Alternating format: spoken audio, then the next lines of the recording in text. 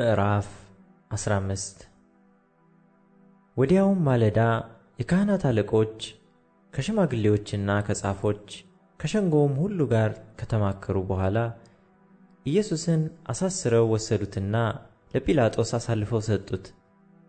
ጲላጦስም አንተ የአይሁድ ንጉሥ ነህን? ብሎ ጠየቀው። እርሱም አንተ አልህ ብሎ መለሰለት። የካህናት አለቆችም ብዙ ያሳጡት ነበር፣ እርሱ ግን ምንም አልመለሰም። ጲላጦስም ደግሞ አንዳች አትመልስምን? እነሆ በስንት ነገር ያሳጡሃል ብሎ ጠየቀው። ኢየሱስም ከዚያ በኋላ ጲላጦስ እስኪደነቅ ድረስ ምንም አልመለሰም።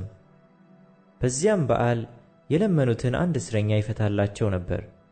በዓመፅም ነፍስ ከገደሉት ከዓመፀኞች ጋር የታሰረ በርባን የተባለ ነበረ። ሕዝቡም ወጥተው እንደ ልማዱ ያደርግላቸው ዘንድ እየጮኹ ይለምኑት ጀመር። ጲላጦስም የአይሁድን ንጉሥ እፈታላችሁ ዘንድ ትወዳላችሁን? ብሎ መለሰላቸው።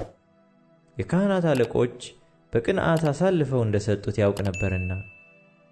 የካህናት አለቆች ግን በርባንን በእርሱ ፈንታ ይፈታላቸው ዘንድ ሕዝቡን አወኳቸው። ጲላጦስም ዳግመኛ መልሶ እንግዲህ የአይሁድ ንጉሥ የምትሉትን ምን ላደርገው ትወዳላችሁ? አላቸው። እነርሱም ዳግመኛ ስቀለው እያሉ ጮኹ። ጲላጦስም ምን ነው? ያደረገው ክፋት ምንድር ነው? አላቸው። እነርሱ ግን ስቀለው እያሉ ጩኸት አበዙ። ጲላጦስም የሕዝቡን ፈቃድ ሊያደርግ ወዶ በርባንን ፈታላቸው። ኢየሱስንም ገርፎ እንዲሰቀል አሳልፎ ሰጠ። ወታደሮችም ፕራይቶሪዮን ወደሚባል ግቢ ውስጥ ወሰዱት። ጭፍራውንም ሁሉ በአንድነት ጠሩ። ቀይ ልብስም አለበሱት፣ የእሾህ አክሊልም ጎንጉነው ደፉበት። የአይሁድ ንጉሥ ሆይ ሰላም ላንተ ይሁን እያሉም እጅ ይነሱት ጀመር። ራሱንም በመቃ መቱት፣ ተፉበትም፣ ተንበርክከውም ሰገዱለት። ከተዘባበቱበትም በኋላ ቀዩን ልብስ ገፈፉት፣ ልብሱንም አለበሱት፣ ሊሰቅሉትም ወሰዱት።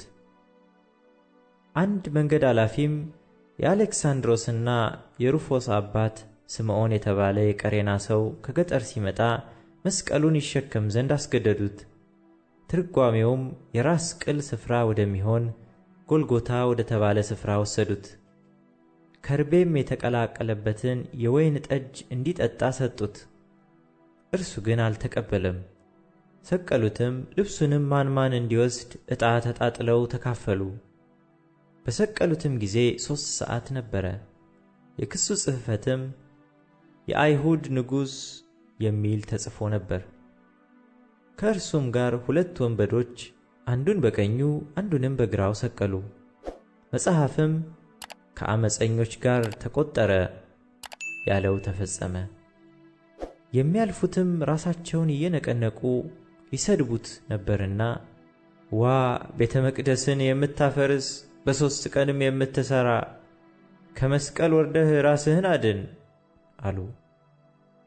እንዲሁም የካህናት አለቆች ደግሞ ከጻፎች ጋር እርስ በርሳቸው እየተዘባበቱ ሌሎችን አዳነ፣ ራሱን ሊያድን አይችልም። አይተን እናምን ዘንድ የእስራኤል ንጉሥ ክርስቶስ አሁን ከመስቀል ይውረድ አሉ። ከእርሱም ጋር የተሰቀሉት ይነቅፉት ነበር። 6 ሰዓትም በሆነ ጊዜ እስከ 9 ሰዓት በምድር ሁሉ ላይ ጨለማ ሆነ። በ9 ሰዓትም ኢየሱስ ኤሎሄ ኤሎሄ ላማ ሰበቅታኒ ብሎ በታላቅ ድምፅ ጮኸ። ትርጓሜውም አምላኬ አምላኬ ለምን ተውኸኝ ማለት ነው። በዚያም ከቆሙት ሰዎች ሰምተው እነሆ ኤልያስን ይጠራል አሉ። አንዱም ሮጦ ሆምጣጤ በሰፍነግ ሞላ፣ በመቃም አድርጎ ተዉ ኤልያስ ሊያወርደው ይመጣ እንደሆነ እንይ እያለ አጠጣው። ኢየሱስም በታላቅ ድምፅ ጮኸ፣ ነፍሱንም ሰጠ። የቤተ መቅደስም መጋረጃ ከላይ እስከ ታች ከ2 ተቀደደ። በዚያም በአንጻሩ የቆመ የመቶ አለቃ እንደዚህ ጮኾ ነፍሱን እንደሰጠ ባየ ጊዜ ይህ ሰው በእውነት የእግዚአብሔር ልጅ ነበረ አለ። ሴቶችም ደግሞ በሩቅ ሆነው ይመለከቱ ነበር።